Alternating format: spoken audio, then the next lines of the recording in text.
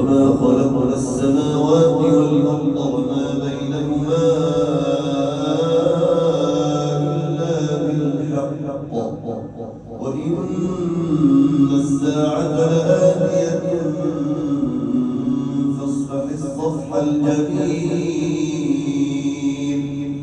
إن ربك هو الخلاق العليم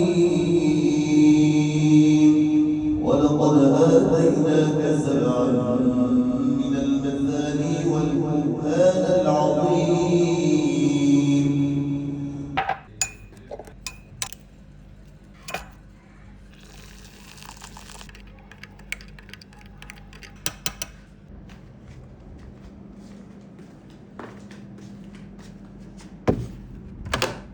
بقرأ الكرسي بقرأ.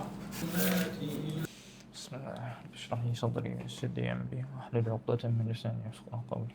السلام عليكم ورحمة الله وبركاته. ازيك يا صديقي؟ يا رب تكون دايما آمن وسالم.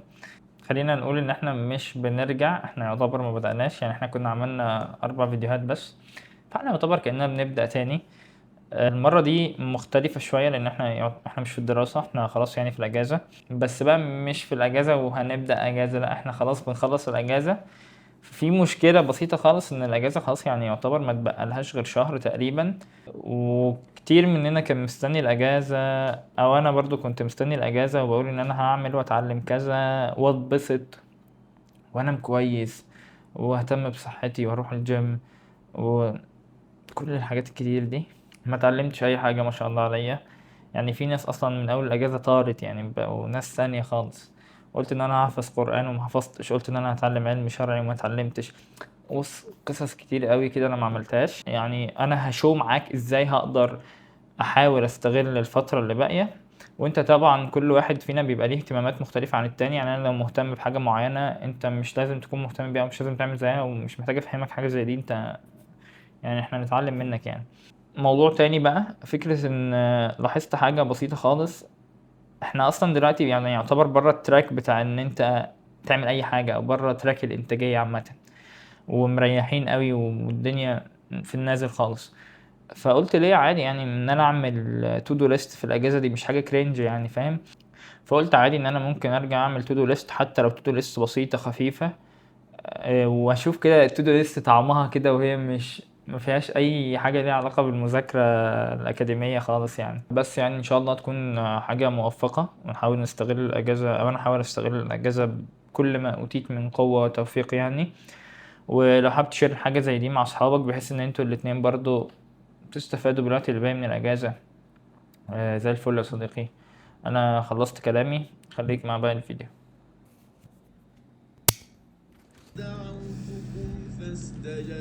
لتمدن عينيك إلى ما متعنا به أزواجا منهم ولا تحزن عليهم واخفض جناحك للمؤمنين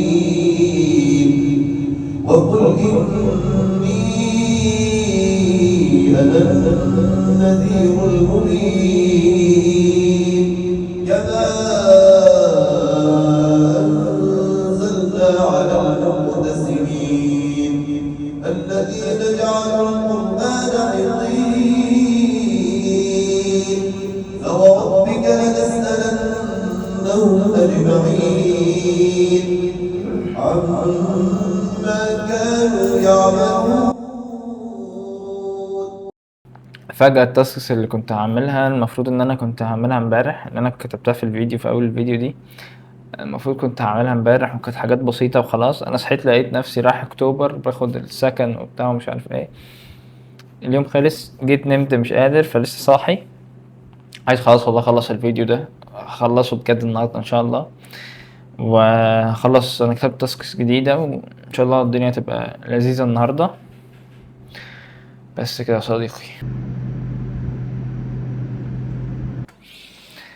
كلنا بنسمع عن الصفا والمروة، وفي مننا اللي راح عمرة، السعي 7 أشواط والقصص دي، بس ممكن الناس ما تكونش عارفة ايه قصة الموضوع ده، وانا ما كنتش عارف. وما تبقاش مريض وتقول ده عرف معلومتين فطلع يقولها لنا. بطل جو المرض ده. المهم ان ربنا امر سيدنا ابراهيم ان هو يترك السيدة هاجر وسيدنا اسماعيل وتركهم في الوادي الامين، وترك معاهم شوية اكل وشوية شرب، وساعتها سيدنا اسماعيل كان طفل رضيع. فالمهم السيدة هاجر اندهشت، انت ازاي بتتركنا؟ المهم ان السيدة هاجر سألت سيدنا ابراهيم الى من تكلنا، يعني هتسيبنا لمين؟ لسه ما ردش عليها، قالت له هو ربنا امرك بده؟ هكلمك بلغه مش عربيه فصحى عشان برضه انا ما اخدش وقت في الكلام يعني وكده، والكلام تفهمه بسهوله. فيما معناه الى من تكلنا، بعدين اردفت بسؤال، يعني تبعت السؤال بتاعها بسؤال ربنا امرك بده؟ الله ربنا امرني بده. المهم كان سايب معاهم شويه اكل وشويه شرب، و طبعا ده طفل رضيع فاستهلاكه عالي. المهم الاكل خلص، الشرب خلص، فالسيدة هاجر موجودة في الصحراء حرفيا، هي عند الوادي الأمين. المهم إن سيدنا إسماعيل بدأ خلاص يتلوى من شدة العطش، هم طبعا في بيئة صحراوية فأنت فاهم الموضوع، احنا شوية حر عندنا في مصر اليومين دول وبنموت. فالسيدة هاجر راحت لأعلى حاجة هي شايفاها، أو راحت للجبل اللي قدامها اللي هو كان جبل الصفا. المهم لما راحت لجبل الصفا ما لقيتش ميه، فبصت، وانت فوق الجبل او انت موجود عنده بتبص للحاجه، اعلى حاجه موجوده قدامك جبل ايه؟ جبل المروه.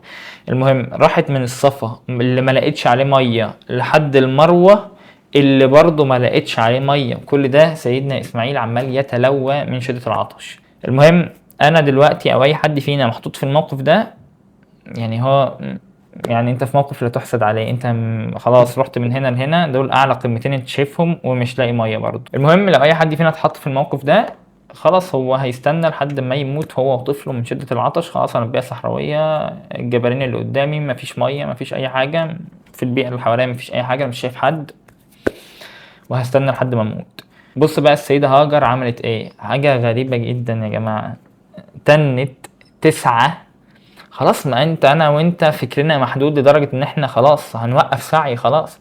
تنت 9 مع ان هي مدركة تماما ان هي لما تنت 9 7 مرات من جبل الصفا لجبل المروة، من جبل المروة لجبل الصفا، وانت رايح بقى 7 مرات، وهي مقتنعة تماما ان مفيش مية.